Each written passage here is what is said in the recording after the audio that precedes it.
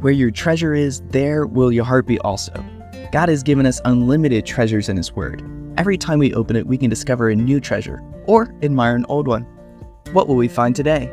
Here's Carla Early with Treasure Hunt in the Word.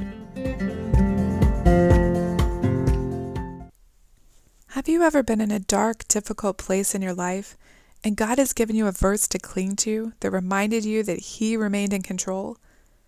I've shared some of those in my life, but today I'd like to share a story about a missionary in the Middle East.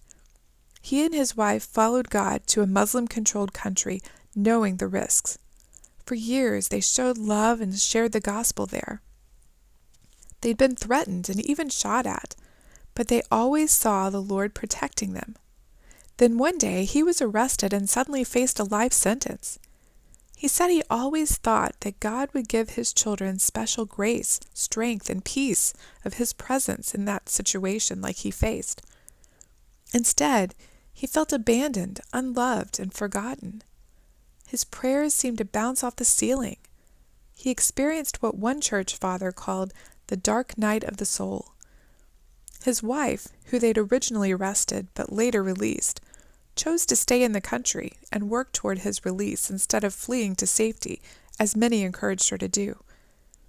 In the few times they allowed her to visit her husband, she saw his dark discouragement and depression, and searched the scriptures for encouraging verses to help him. The one she brought to him that he said he clung to for the rest of his stay was Isaiah 50, verse 10. It gives 3 questions, then some advice. It asks, "Who among you fears the Lord?" Now the missionary could have held up his hand. His life had been fully given over to furthering God's kingdom. He knew and honored the Lord. Who obeys the voice of his servant? Again, the missionary could confidently claim that he had obeyed God wholeheartedly in moving his family to a dangerous place and spreading the gospel in spite of threats. But the 3rd question kind of took him off guard. Who walks in darkness and has no light? Normally you would think that only people who don't know the Lord walk in darkness, right? After all, Jesus is the light of the world, and if you walk with Him, you're in the light. No confusion, no darkness, no gray areas. Well, that's not exactly correct. Remember, all those prophets in the Old Testament were killed for speaking God's truth. Jeremiah said, "He has led me and made me walk in darkness, not in light." Even the psalmist talks about walking through the valley of the shadow of death. Yet he claimed his shepherd kept him from fear, and he felt comfort of God's presence. This missionary did not feel that comforting presence. So what should he do? The verse went on to tell him how to respond. It says, "Let him trust in the name of the Lord and rely upon his God."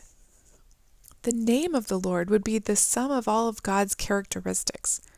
He could trust that his God was sovereign, in control of his situation. He was compassionate. His God could feel his struggles and empathize with him. His God was loving. God was allowing this because of His love somehow, even though the missionary couldn't see it. His God was all-powerful. God had the power to get him out. Hope was not lost. His God was Savior, Deliverer, and Redeemer. He was the same God who rescued Daniel from the lion's den and released Peter from prison. He wasn't a faraway God, but present with His people.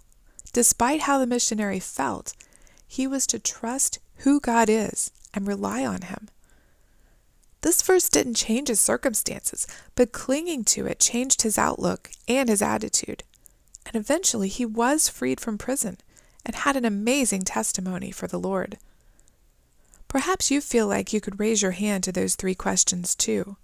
You've lived your life in the fear of the Lord and obeyed Him, yet you're in a dark place, feeling alone, confused, frustrated, and seeing no way out, not feeling like God cares. I was there a few years ago, and I totally agree with Isaiah 50, verse 10.